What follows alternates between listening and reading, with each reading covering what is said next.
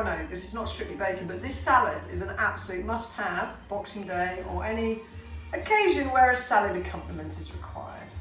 7-layer salad, which is actually a 9-layer salad, but for some reason we've always called it a 7-layer salad.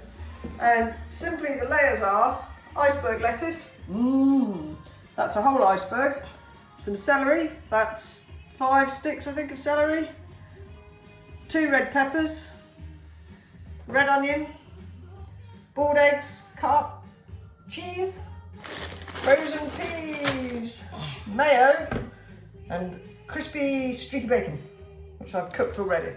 So I've chopped everything already because you don't want to watch me chop stuff.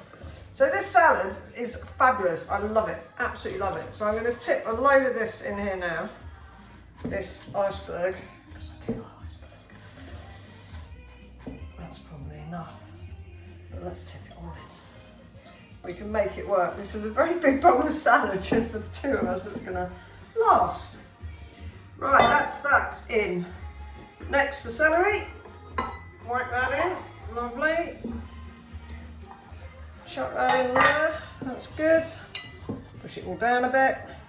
Next, red pepper. Actually, I think the recipe for this came from what we call the Air Force days, when my dad was in the Air Force and my mum got this recipe. I seem to think it was off a Canadian lady, but anyway, we've been having it ever since. So, that's those layers. Now, you're going to put in the red onion. I love red onion, so I put quite a lot of it in. I just break it up a bit. Anyway, the other thing about this salad is it sort of splits the family a bit. Well, my sister-in-law hates it. It's a bit like Marmite, this salad, but most people love it. My sister-in-law hates it, and my, can't call her girlfriend-in-law, Jim's girlfriend, also hates it. But they have to suffer it at Christmas, particularly. Or if we ever have a family barbecue, this is always the salad that we have. So I'm just going to chuck this on here, like this. So baking with Lou next time will be proper baking. I should be making a Yule log. So just sprinkle your red onion on. I mean, if you don't like red onion, you can actually leave out any of these layers, obviously. It's entirely up to you. And obviously I'm putting the bacon on, but you know, if you've got vegetarians, well, that's the only thing you really have to leave off. And I guess if you've got vegans, then just use a vegan cheese and a vegan mayo. I think the rest of it, leave out the eggs, obviously. I think you can get a vegan egg. So that's your red onion in. So we've got the lettuce, we've got the celery, we've got the red pepper, we've got the onion.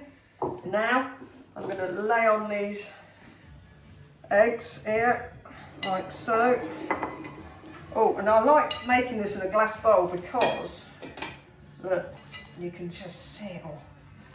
Get a lovely view of all the layers. And then when you come to eat this, you've got to get a nice big spoon and dig right in. Now you'll see on my blog, you need to make this really a day before, or I guess, you know, a few hours before anyway, because obviously you're putting frozen peas in. You don't really want to be responsible for broken teeth. I don't mind having a bit of egg left over because I love baldies. So that'll do there. Now I'm going to throw on the frozen peas. So this is a small bag of peas, probably won't need them all. Try not to have big clumps, that's good, that's gone well. I'll be stepping on peas on the floor. I do like them though, they make, seems weird, but awesome.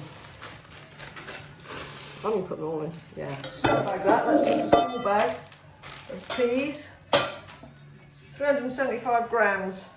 Now the interesting bit. Now I don't usually use squeezy bowls of mayo, but I thought actually this might make it easier because the hard bit is actually getting the mayo on when you've got to try and spread it if you're putting it out of a jar. Thank you. But actually it's probably quicker than this. Look. Because you need quite a lot of it. Might just take the lid off and splodge it on, to be honest. All over my hand. Splodge. See, we don't practice this because seriously, we can't possibly have 2 of these in the house when there's only actually 2 of us in the house. That's quite annoying, isn't it? Okay, so what I would say is buy a jar. not a squeezy bowl, because it really doesn't like to come out, does it? You can cut some of this out. Oh, that's better. Because you want quite a lot of mayo. Oh dear. Right, okay, so that's as good as that's going to get for the time being. Now I'm going to try and spatula that round without moving the peas too much. There we go. So it picks up the peas. It's one of the more difficult layers to put on this one. But make sure you get a load on. Okay, that's good. Now, that's actually layer number 7, isn't it? Now we're going to sprinkle our cheese over the top. Now I've done quite a lot of cheese here, it doesn't matter. I've actually done 200 grams of cheese. I probably won't need it all, but that's fine. I can have cheese on toast tomorrow. So we'll put that on like that. Sprinkle it over the top.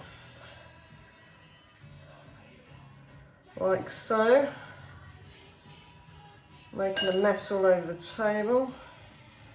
There we go, there's your cheese. And finally, your nice crispy bacon bits on the top, like so. And there you have it. Your 7, which is in fact 9-layer salad. Now, if you wanted to make it a bit Christmassy, you know, you could stick little things in like this. We got our little Christmassy things there. I've got a couple of little glittery boats here. Look at that. Make it Christmassy. A couple of little anchors. Like that. And then I've got some chirpy Father Christmases. Look at that. There they are. Look at him.